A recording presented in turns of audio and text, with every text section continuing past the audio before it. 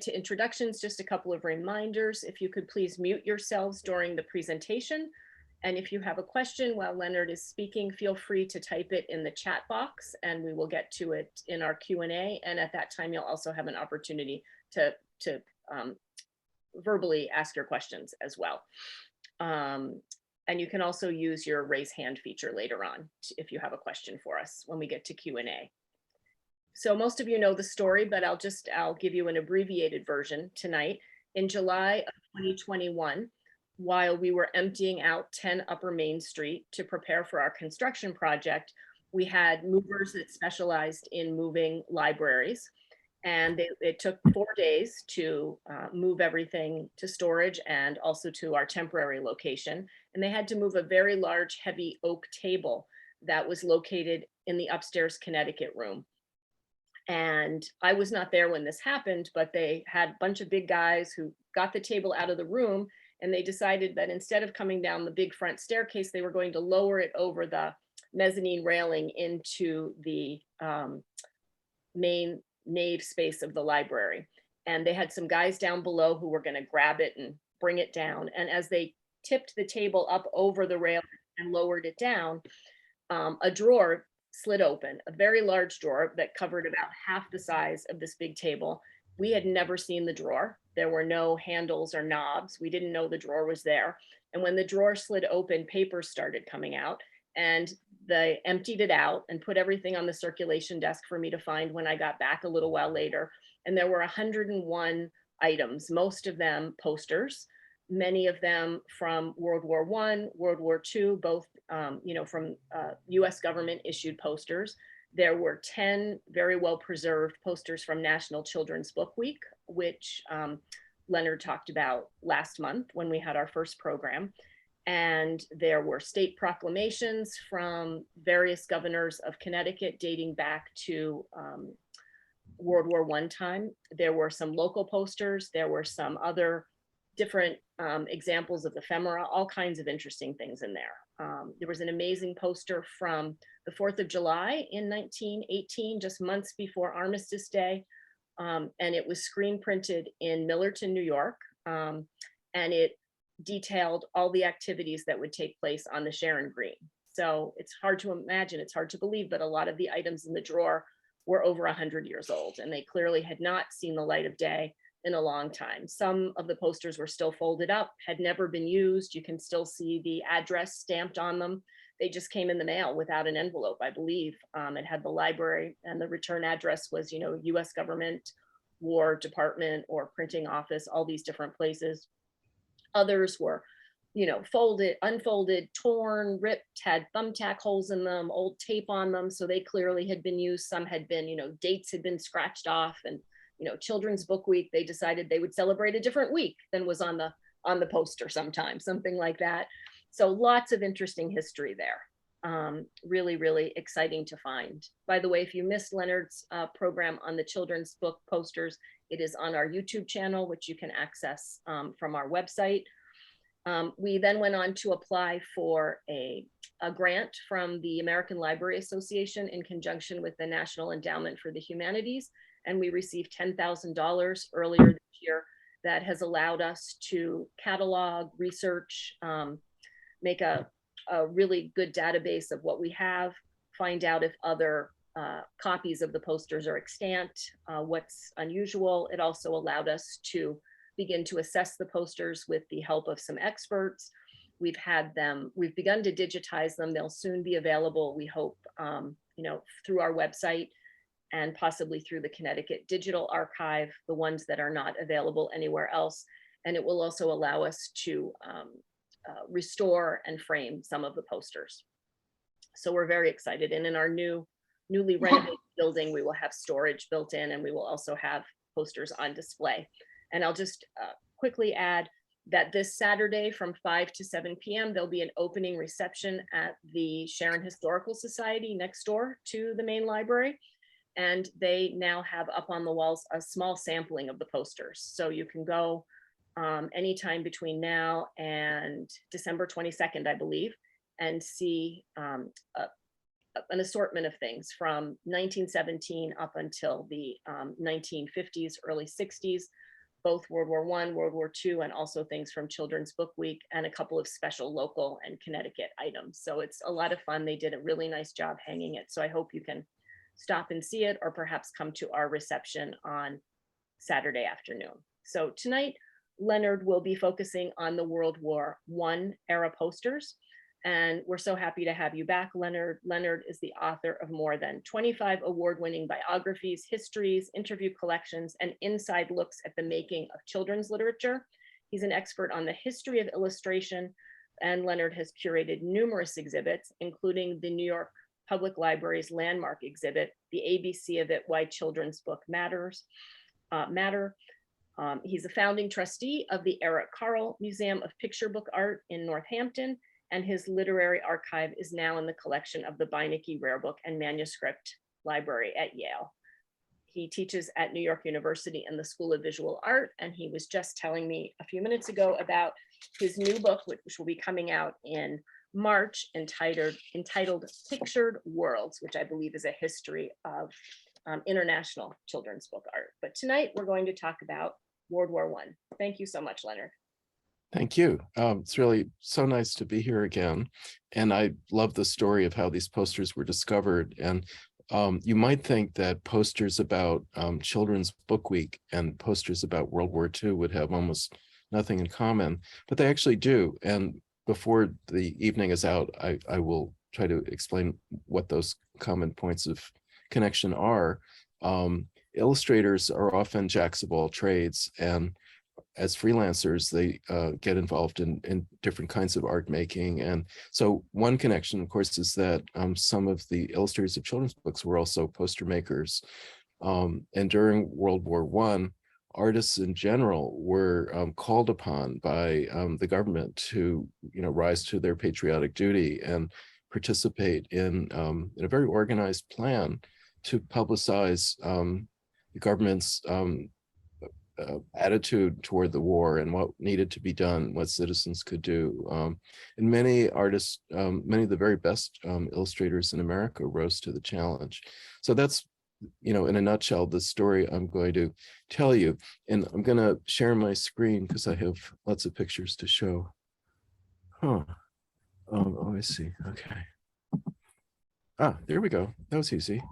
Okay, so the song that George M. Cohan wrote called Over There. So this story is, in a way, the flip side, what was happening on the home front to involve Americans in a war that at the beginning was not something that everyone thought America should be involved in. You'll remember that George Washington, as he was leaving office, advised against foreign entanglements, and for the next 200 years or so, that was pretty much the mainstream attitude in the United States. And there were outcries on the parts of various groups in the US between 1914, when the war started in Europe, and April of 1917, when the US finally did commit itself to taking part, both pro and con about the value of doing that. Woodrow Wilson was a very canny media observer and realized that the new media that were coming into being, some of which were visual, billboards were beginning to pop up on roadsides all around America. And the poster was one of the most powerful modern tools of applied art, because you could reach so many people in the blink of an eye with a message, if it was well focused or not enough, and also impactful enough in the way it was designed. So he saw that this was going to be the way to shape public opinion, and World War I became the first major event in American history in which what you have to call a propaganda apparatus was put in place in a very deliberate way by the central government in Washington. Let me see if I can get this. There we go. So just a couple of months after Congress declared war in April, the first American troops began arriving in France. And almost immediately, events of various kinds were organized.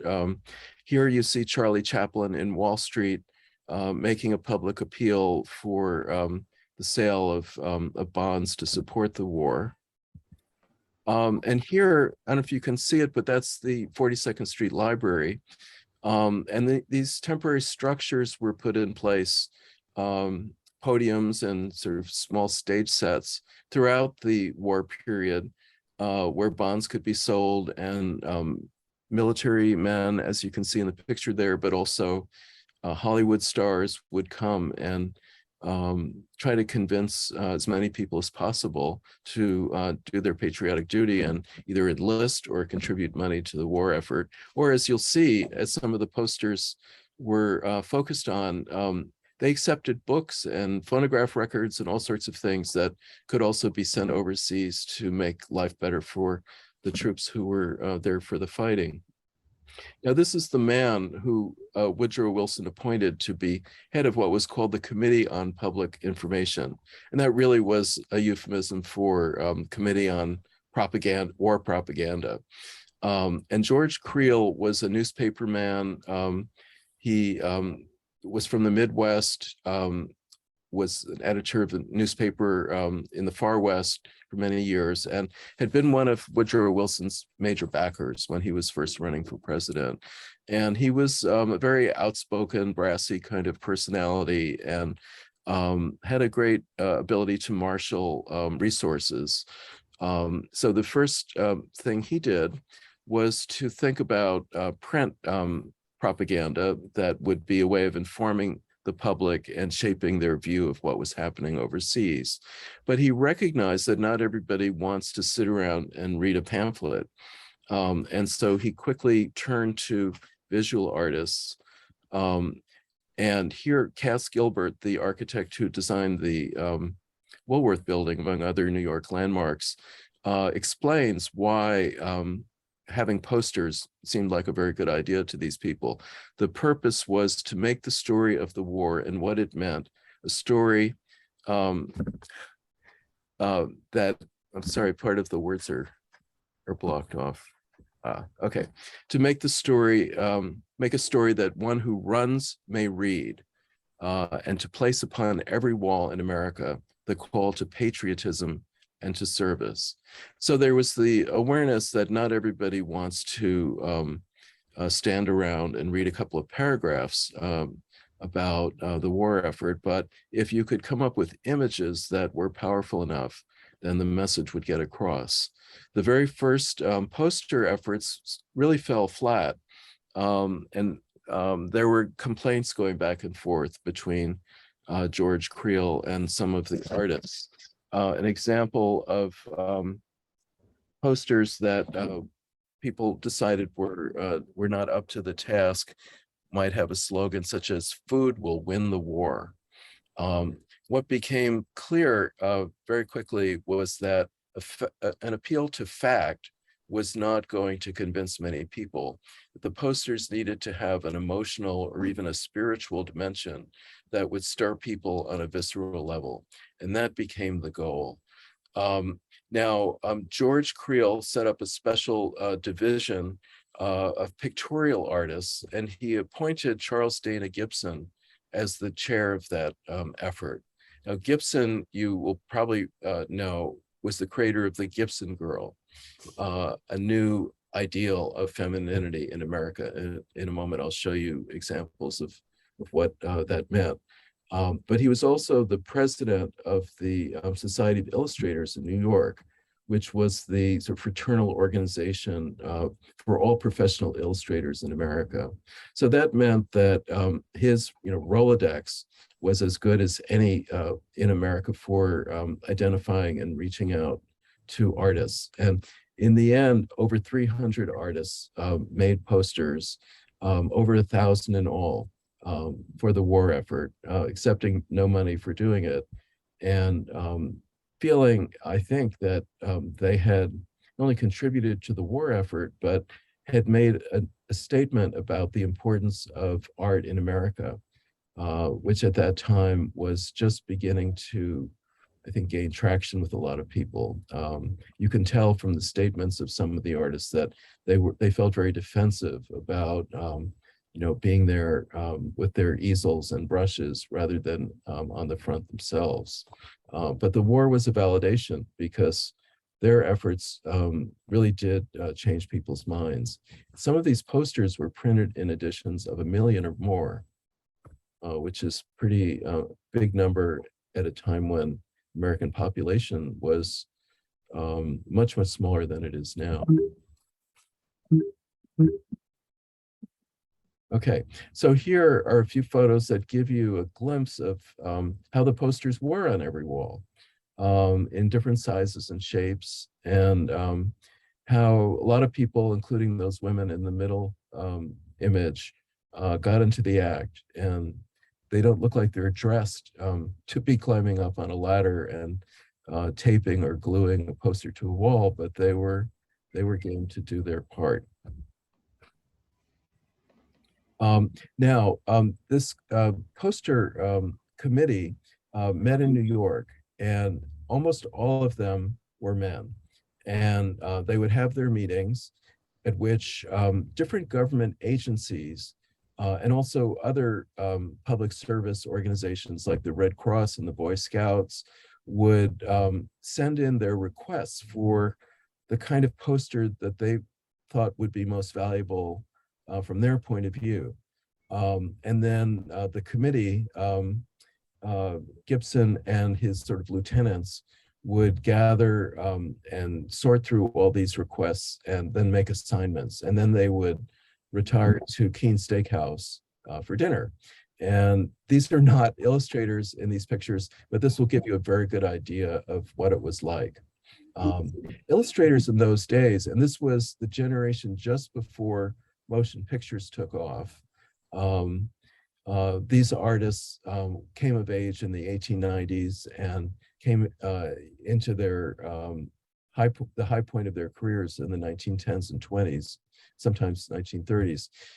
These were considered celebrities in America before the days that a film star or a director would be a celebrity. The illustrators were, because they were creating images that reached millions of Americans and were either commenting on daily life or maybe setting a new ideal, as Gibson did, and later Howard Christie did in his posters, or just reflecting on the values and mythology of American society, the way someone like Norman Rockwell ultimately did on the cover of Saturday Evening Post. So these were very highly paid people, and they thought a lot of themselves, and they recognized that they had something of great value to offer the American people. This is another one of their haunts, the Salmagundi Club, an artist club on Lower Fifth Avenue in Greenwich Village. Also a hangout for these World War I poster artists. So here is Charles Dana Gibson, and the late 19th century was a golden age for magazines in America, and that was partly because of the railroads, which created a national market for all kinds of products that could be advertised in magazines, and which in turn funded those publications. And magazines were illustrated, and the printing technology had arrived at the point where very often the art could be in color. So artists of great talent and ambition were drawn to the magazines, partly because it was an opportunity, but also because they could do their best work and have it be seen by lots of people and be well paid for doing it. So Gibson created many, many images of women who looked just like the ones in these pictures. They were very sure of themselves. They were, very well groomed. Sometimes they were taller than the men, which is very interesting. He wanted to emphasize, the empowerment of women. And they were athletic, and bicycles became popular in America for the first time in the 1890s. some people thought they were inappropriate for women, or for that matter, for teenagers, because there was some, what to us might be a strange idea that physical exertion sort of leads to like sexual erotic stimulation.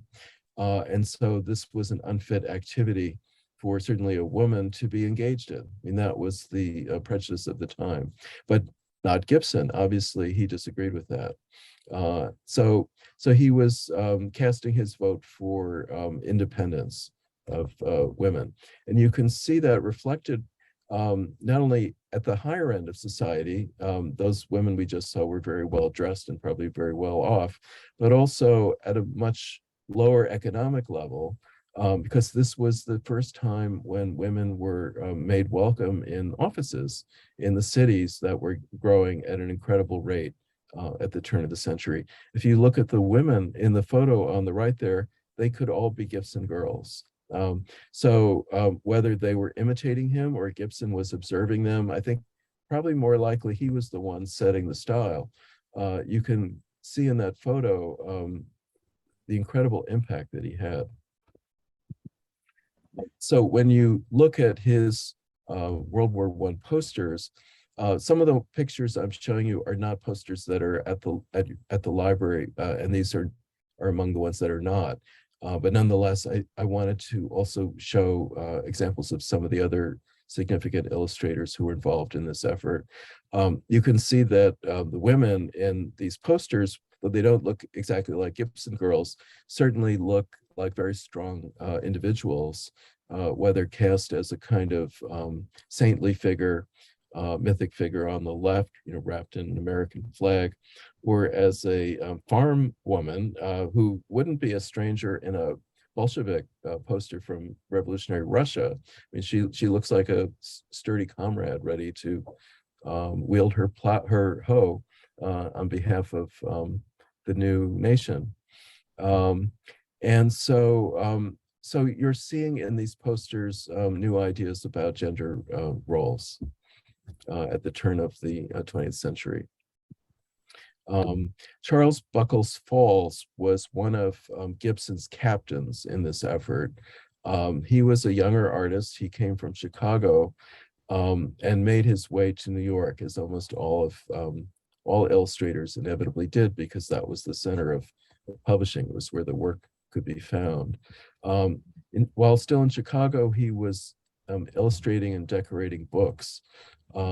On the left is a book by the Emily Post that we've all heard of as a arbiter of good manners. Here she is encountered as a novelist, and it's a really, I think, gorgeous and very clever Art Nouveau inflected cover design, using the spine as the body of the butterfly. I think is pretty clever. New York was the place to be, and so many artists migrated there from Chicago, and Falls had a little bit of trouble at first finding work, but another one of the poster artists we'll be hearing about in a few minutes, Joseph Pinnell, who was also a major mentor and teacher of artists, was there and helped him get his feet on the ground in the New York market. So here are three posters for the war created by Falls, whose papers, by the way, are at Williams College in the library there, should you want to know more about him. And what you can see from these posters is how he had his eye on the most modern tendencies in graphic design from the early years of the 20th century, exemplified most of all by the empty space in these images. He's moving away from sort of Victorian busyness and clutter and looking for the simplest possible image to have the absolutely greatest impact. And for those of you who might be interested in history of posters in general, his, I would say, major influence, two artists in England around this time who call themselves the Biggerstaff brothers, and whose real names were William Nicholson and James Pride. And you can Google them and see some of the posters that they created. Nicholson was one of many poster artists who then went on to make children's books that were notable. This, I think, it was the greatest poster that Falls made, and it came to me as a surprise, that books would have anything to do with war-related posters. But here the idea was for people on the home front to set aside books that they were willing to contribute for the benefit of soldiers who might have time on their hands between one time of combat and the next. And if you look on the right side there, we're back at the 42nd Street Library.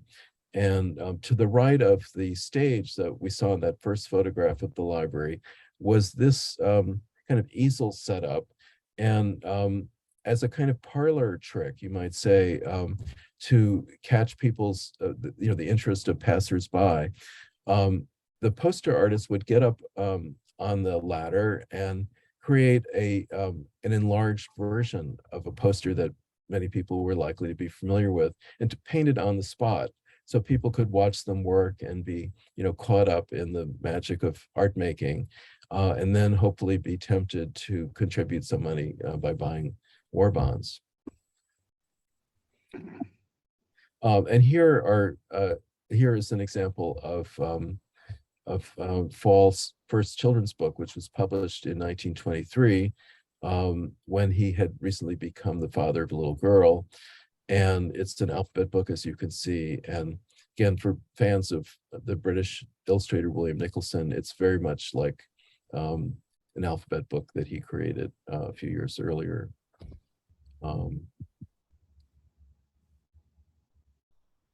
So he stayed with it, and in World War II continued to make posters on behalf of the US military. The James Montgomery flag probably made the single most famous poster during World War I, and I bet you can already picture it. It's the one with Uncle Sam pointing right at the viewer.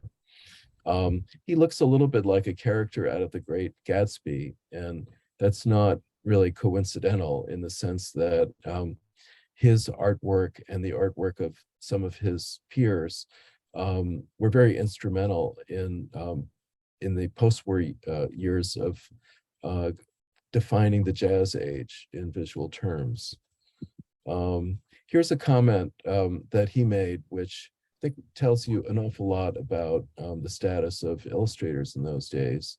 The only difference between an artist and an illustrator is that the latter can draw. Remember, this was the beginnings of abstract art, the Armory show that some people thought was full of terrible stuff. So the only difference is that the illustrator can draw, that he eats 3 square meals a day. He's not living in a garret, starving, and that he can afford to pay for those meals. So that was James Montgomery Flagg, very proud of himself. I think the subtext is defensiveness, but certainly making a statement about the value of his own work and the pride that he took in it reaching such a large audience, even though there was not a chance in the world that it would ever be exhibited at a place like the Metropolitan Museum of Art. So here are a couple of examples of his magazine illustrations. And quite apart from the subjects that he chose to draw, which are interesting in themselves, very comic sort of slapstick on the left, and showing a spoiled little boy, I guess that's a pop gun, certainly not a real gun, and causing some alarm and befuddlement on the part of his elders. And on the right, this really almost surreal image of a woman who, I think, as much because of the perspective that he chose to draw the characters in as the reality, is just like a giant overshadowing that man who is most likely her companion or husband. So again, it's maybe a double-edged comment on the new empowerment of women in society, which I think was viewed by these artists as mostly a positive thing on one hand, and maybe the fear that women were becoming too powerful and society was beginning to fall out of balance. But putting that all aside, just take a look at the lines in his artwork, like the way that the suits in the right side illustration are drawn just by a series of very fine, perfectly arranged lines, so that you get a sense of light and shadow and form, and the way the plants kind of blend with that. And it's all it's the part of illustration or art in general that's hard to talk about because it's abstract, it's abstraction within representation. And it just creates a kind of rhythm and atmosphere and sense of harmony and balance. And Flagg was an absolute master of that. There's this feeling of perfection about his art that accounts for the fact that he was possibly the most popular illustrator of his day. And here on the left is his very famous poster. And on the right, two versions of an English poster from a little bit before, a few years before, which were clearly the inspiration for his image. And Lord Kitchener was the essentially minister of the army for Great Britain during the time of World War I. And that's his image, which you see there in those two, the magazine cover and the poster. So that he becomes Uncle Sam, of course, on the left. You can see that the poster artists were looking abroad, and Germany was also very active in making posters, and France too. So there was a kind of learning going on back and forth, irrespective of what side you were on in the conflict. And here, in a light moment, Flagg has dressed up as Uncle Sam. The illustrators were a kind of very kind of fraternal group. They like to hang out together, drink together, places like Keen's. And once a year, they had a fancy dress, like a costume ball. And I'm pretty sure that that's where this picture was taken. And here on the left, here are two versions of the same image, different captions though, different titles. The one on the left is represented in the group of World War I posters found at the library. So you'll be able to see that for real. And it's interesting just to notice how they repurpose posters sometimes or put slightly different spins on them, trying to get the most out of the effort that the artists had donated to the cause. And there he is once again with that same poster on his easel.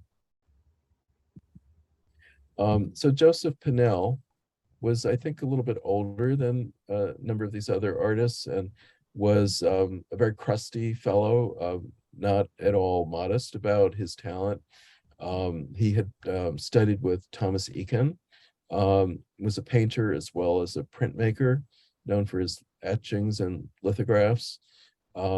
He spent a lot of his time in England, representing the Century magazine. Like they sent him, maybe to get him out of the office because he was somewhat disagreeable a good part of the time.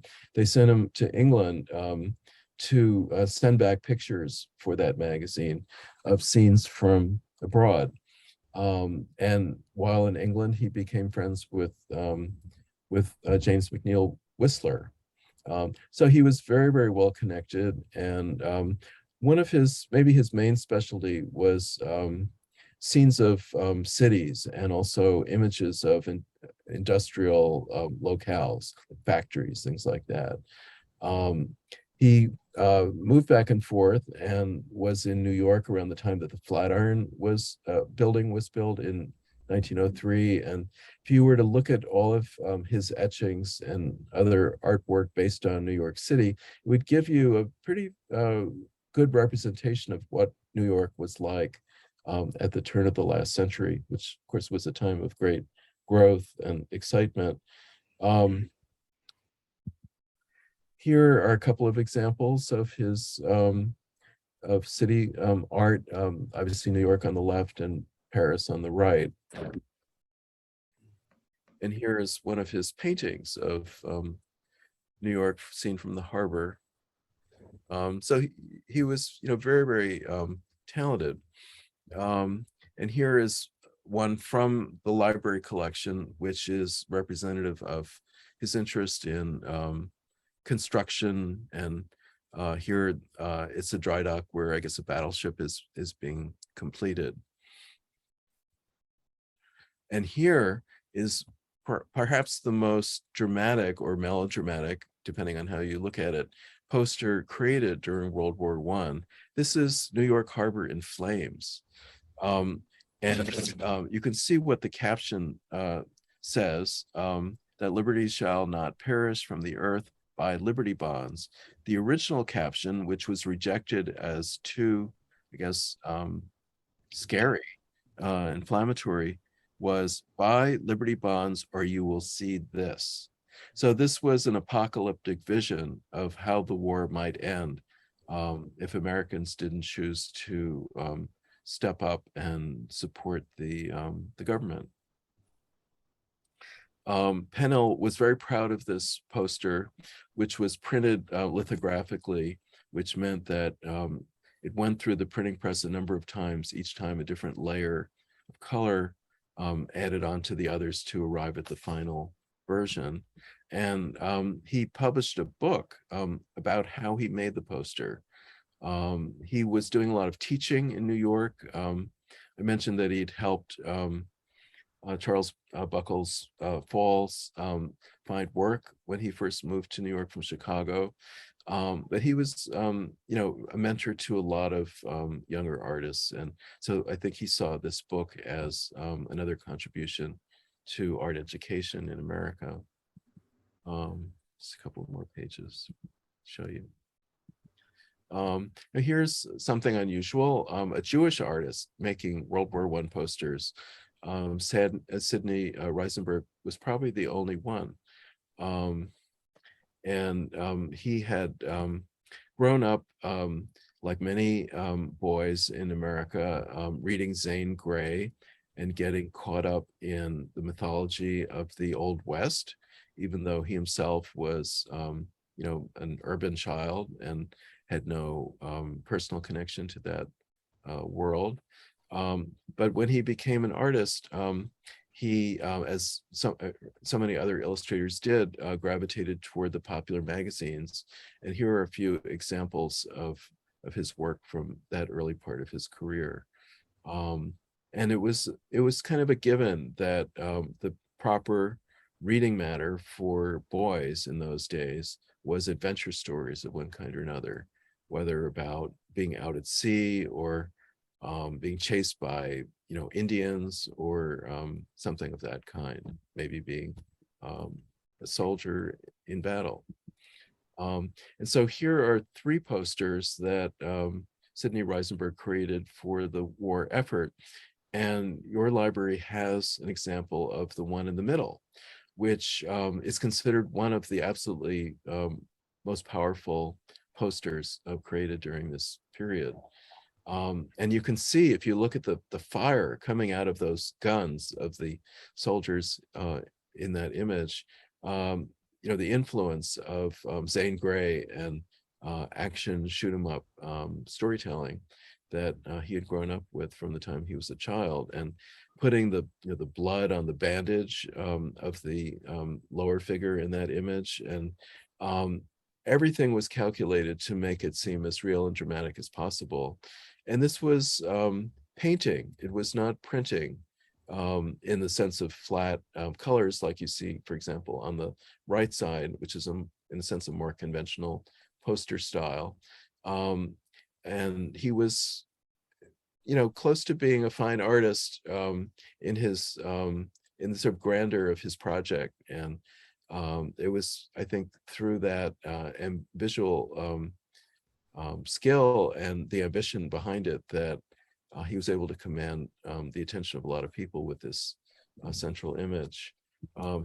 Here is, again, something you don't see very often in posters of this era, but the Jewish Welfare Board was one of the many, many nonprofit organizations that put in requests for posters to that committee that was organized by Charles Dana Gibson, and Reisenberg was chosen to create this image for them. And here again is the central poster. Oh wait, I'm sorry. No, this is, I misspoke. This is the poster that you have in the library, and this is the one that that people have thought of as one of the very best ones. Though I think the one we were looking at a moment ago was pretty powerful too. But that one is maybe more melodramatic, whereas this one is almost mythic in the way the soldier is wrapped in the American flag and heading straight at you. And there's something very, very eloquent, I would say, about this poster. And Smithsonian Institution agreed with that assessment, so that when they had a show of World War I posters not too long ago, they chose to use the caption for Reisenberg's poster as the title for the show, and to use the poster itself as the lead image in promoting the show. So this is J.C. Leidendecker, and he's another one of these sort of golden boy illustrators, the 19 teens and 20s. Another one of the artists who defined the Jazz Age when the war was over. He was born in Germany. He had a brother and who was also a talented illustrator. And they came over as very young men in their 20s, first to Chicago, and they began doing some advertising work. Like most illustrators, they scrambled and were willing to try whatever came their way. He was extraordinarily talented, and he's best known these days for having created the Arrow Shirt Man, which you see well represented in these images. Again, it's an example of an illustrator defining an era for the people who were living in it. This was the ideal of male, elegance. If you were in any kind of business or profession, this is what you wanted to look like if you possibly could. And arrow shirts were one of the ways to move you toward that goal.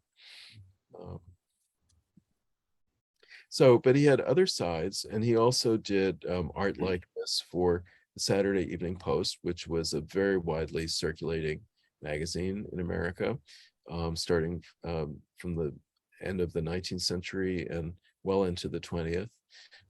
If these images look somewhat familiar in terms of their general overall style, it seems absolutely correct to say that Leidendecker is the artist on whose shoulders Norman Rockwell, who also is very closely associated with this magazine, stood. I mean, there was an overlap.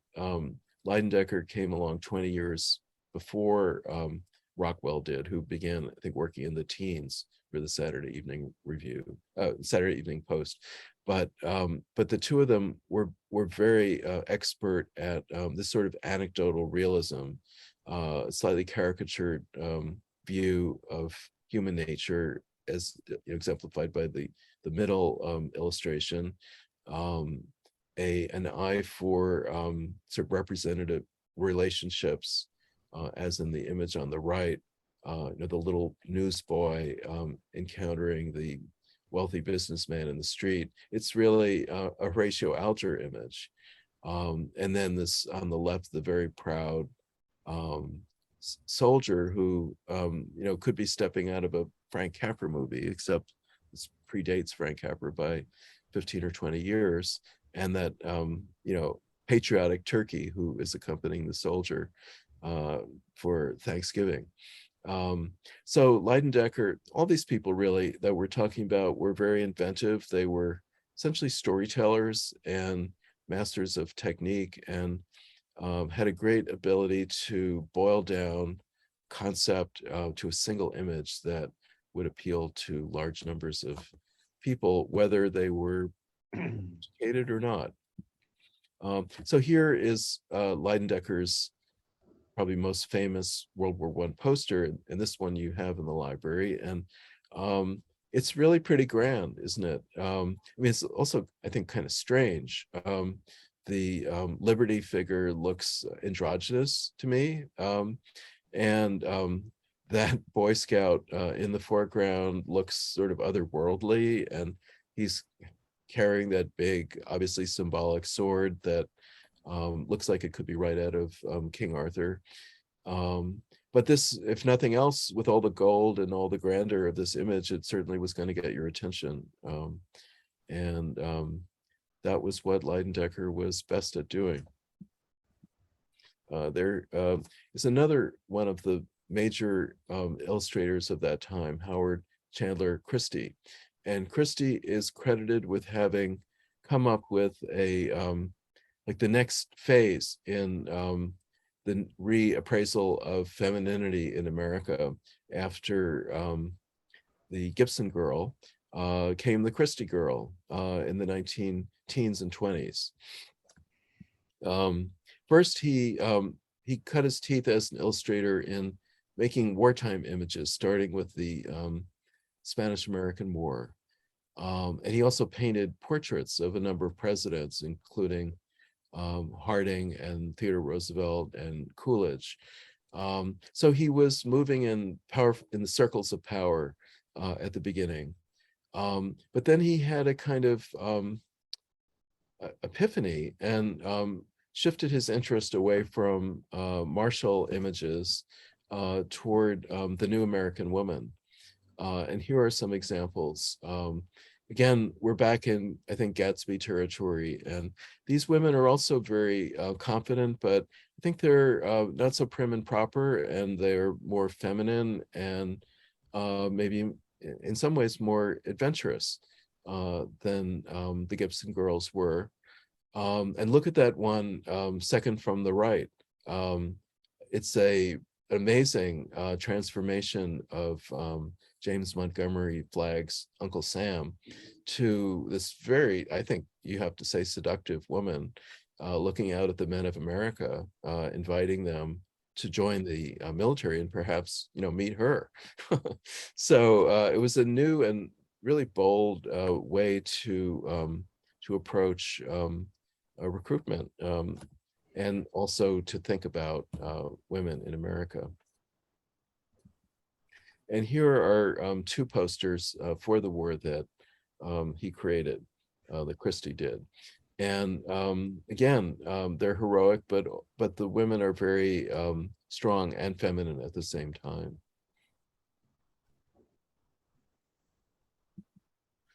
He also, I mean, he never lost his taste for patriotism, and later in his life, he became more of a studio painter.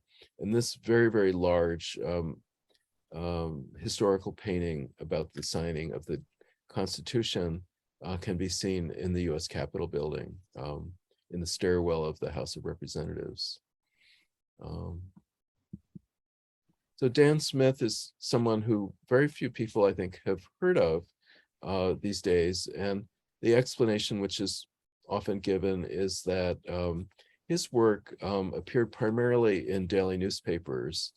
And because everyone tosses their papers in the trash after a day or two, his work didn't linger in the homes and the minds of readers and viewers in the way that people who saved their favorite magazines and left them out on parlor tables did. And so he is one artist that has been resuscitated to some extent by historians. But he was, like Reisenberg, was smitten with the myth of the American West. And he, as you can see in this image, he was a really extraordinarily accomplished draftsman. It's so, realistic, and you feel like things are really happening in that still image. And he was compared to Frederick Remington, in fact, who died in 1904. And Smith was seen as the new Remington, as a recorder of images of the American West, whether for advertising or for illustration. But he had other sides to his work, and here are examples of his newspaper work. The Sunday Supplement in some of the major papers published by Pulitzer and Hearst were able to have color images. And again, it shows extraordinary draftsmanship and inventiveness. And on the right side there, a taste for fantasy developed to a very high level. There's another cartoonist from this era named Winsor McCay, whose best known weekly comic strip from the very same era. It's called Little Nemo. And I think that this artist really comes close to rivaling him in the sort of fineness of his imagination and the sort of richness of the world that he was able to create out of thin air. So he tried his hand at comic strips too. So you can see the life of the illustrator playing itself out by having to be inventive and to go in a number of directions to put a good living together. And here is his World War I poster, which is part of the library collection. It's interesting to just notice that this orange color recurs in a lot of his work, and it must have been something that he particularly liked and that somehow reproduced particularly well, because he seemed to always go back to it. So he was also capable of creating a battle scene on a kind of epic scale in service of the patriotic cause that he had volunteered for. And this poster on the left is also in the library collection. Nobody knows who the artist was, but the interest is in the subject. This woman who was born and grew up on Long Island, and who became a nurse and who volunteered to go overseas during the war to do her work as a nurse on behalf of soldiers fighting for the Allied cause, and somehow becoming allied with the Serbian army, and first as a nurse, but then when she exhibited what was surprising to them, bravery, was given a rifle and allowed to become a combatant in the war on behalf of the Serbian army. And evidently she went on to marry a baron. And so she started out as this girl from Perth Amboy and ended up a baroness in Europe. So it's a little told story that I think might bear further reading. She did write a memoir, which I have not read, but I'm sure could be tracked down. Finally, this artist, another one that I had not heard of, but was extraordinarily accomplished. He was born in Uruguay. His father was from Spain and was an accomplished sculptor. His mother was a very cultured French woman.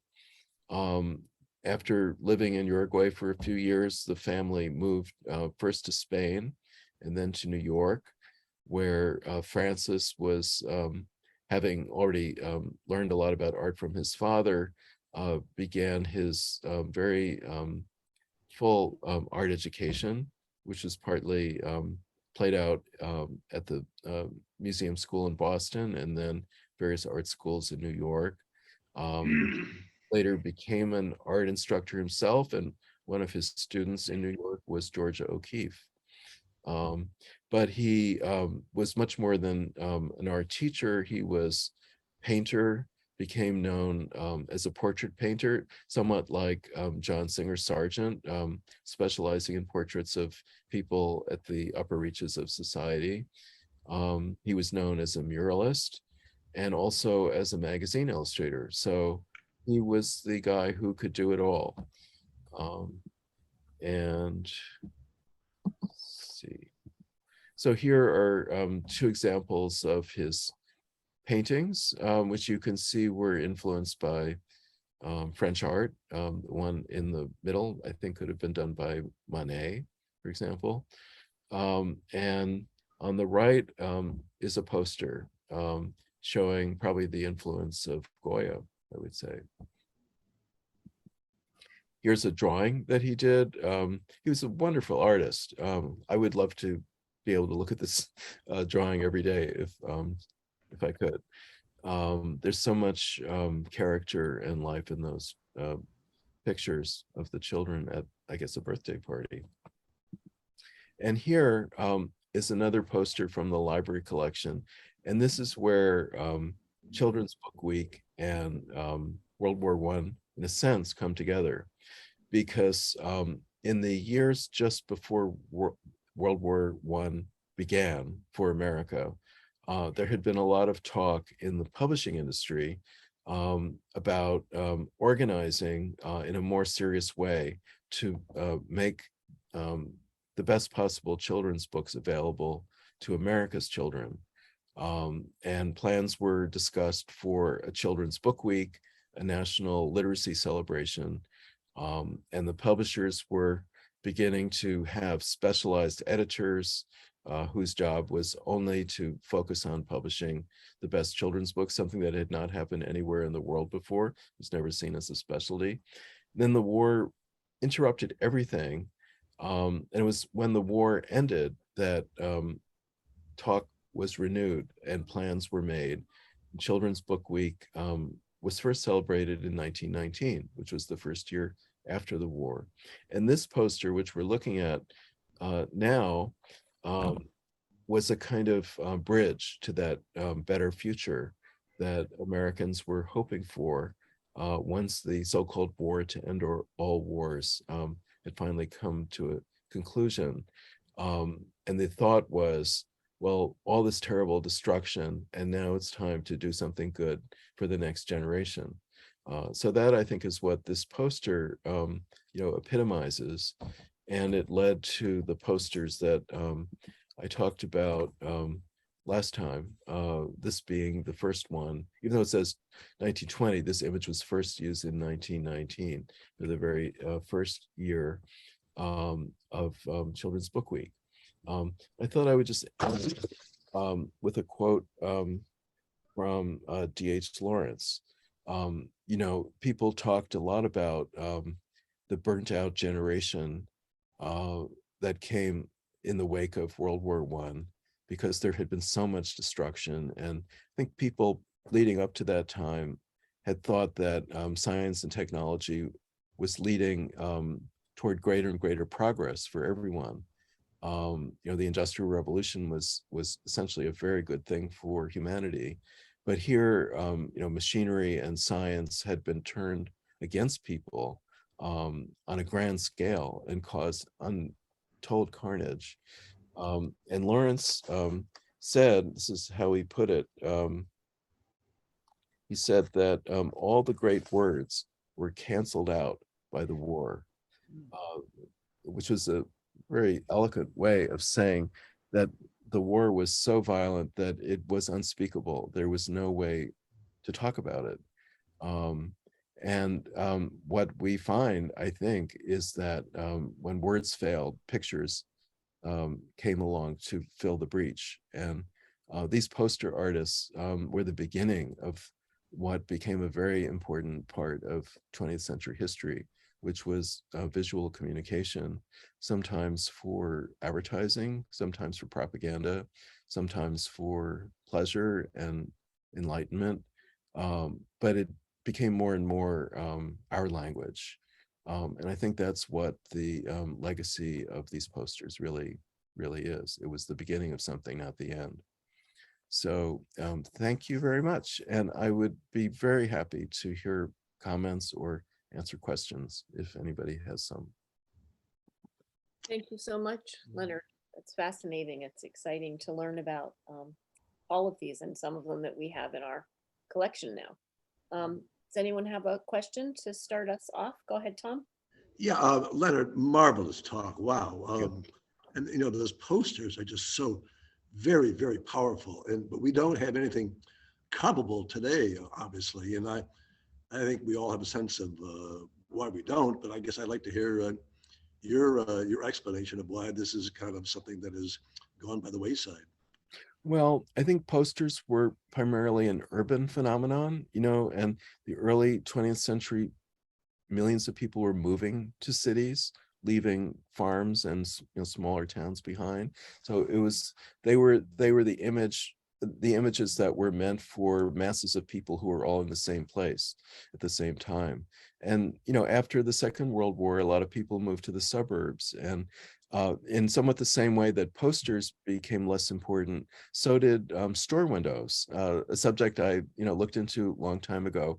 It used to be in a place like Fifth Avenue in New York that the major department stores changed their store windows once a week, and they would have a curtain that they would close while they were working on the new window.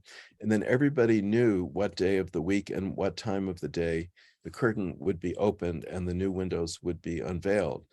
And lots of people went strolling and made sure they were in the right place at the right time to see the new window. And this was part of the urban theater, I think, of maybe the first 5 or 6 decades of the 20th century.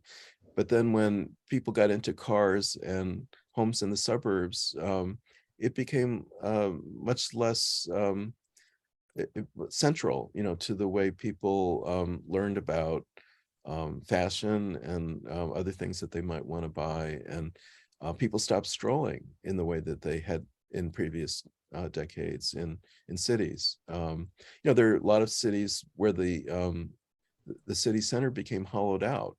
And I know of examples of smaller cities that were essentially deserted, the central part, and people were just shopping in malls on the outskirts and not needing to be enticed in the same way. So I think that explains it. And of course, other kinds of visual imagery came along, television, I guess, being the most obvious example, that didn't it sort of transferred the power of images into a different medium. So I don't think the focus on the visual disappeared, but it just took a different form and continues to do so with video games and things we look at. I mean, so many people I see in the street, I'm sure you do too, aren't looking around. They're looking down at their phones, and a good part of the time they're looking at our equivalent of posters. Okay. And I guess part of it too is the demise of these magazines like the Saturday Evening Post. Right. Yeah, yeah, yeah. That's right. And in fact, a lot of those people who would have done that kind of art in the past found themselves without that much work. And many of them migrated to the children's book world, which is why picture books are so exciting right now. It's one of the only places for artists who are inclined to make narrative, figurative images can find a lot of work. Okay, thank you. Sure. Obviously, they were mailing these out to other places outside of urban centers, since we Mhm. received them at the library. Where Oh, else sure. did they send them? To post offices, other places where the public would gather? Do you know where else they sent them? Well, I mean, they called it the Battle of the Fences. That was a catchphrase that these artists who formed the committee would talk about, and the idea was to have them be everywhere. So yeah, so right, in small towns for sure.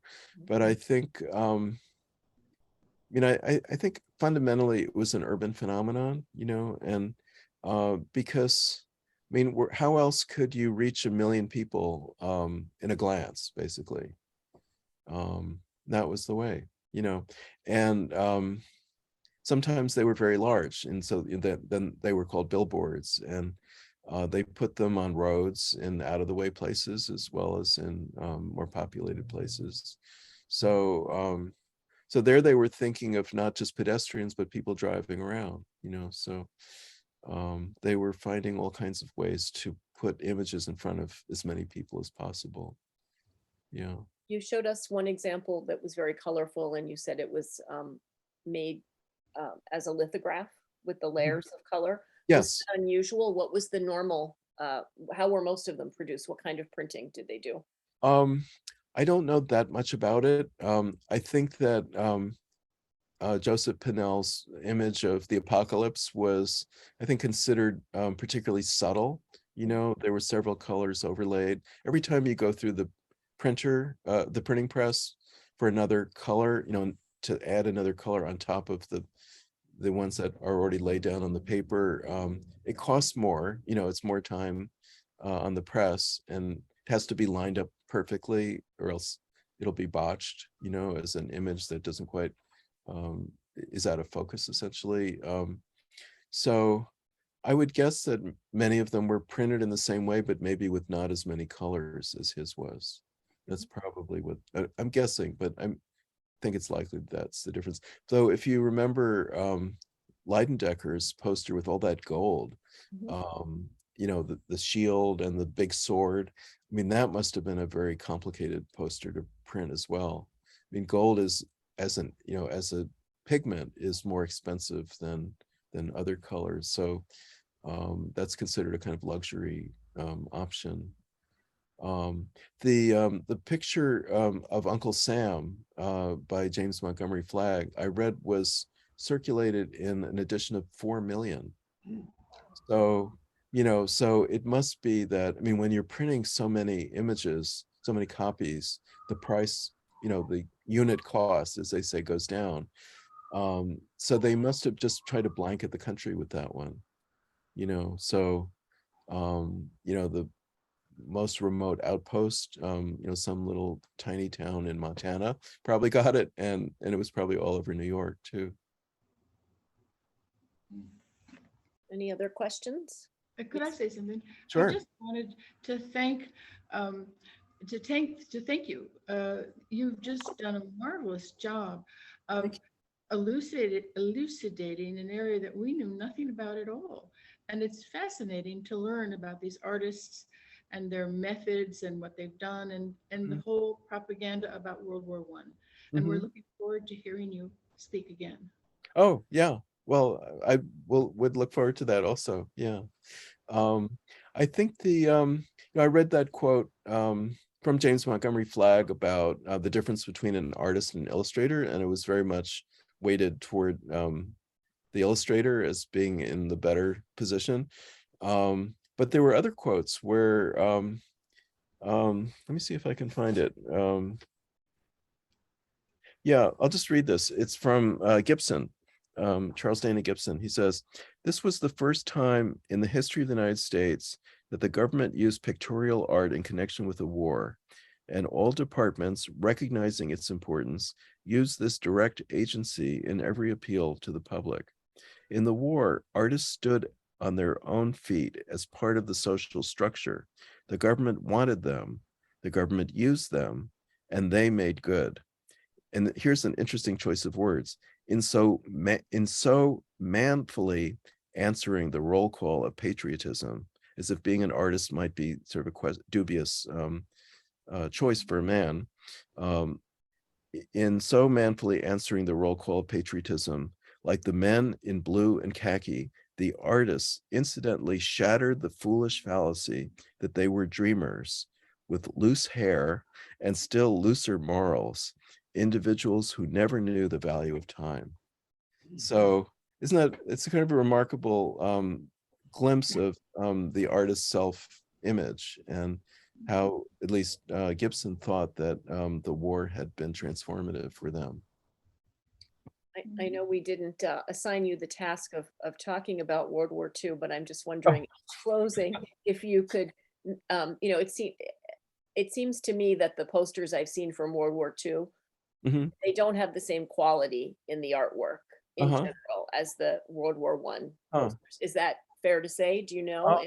I don't know that much about it, but I mean, I know maybe this is part of the answer, that there were different options available in those days. A lot of children's book illustrators ended up doing animated films, instructional films during World War II, and there were feature films being made, that were propagandistic in intent.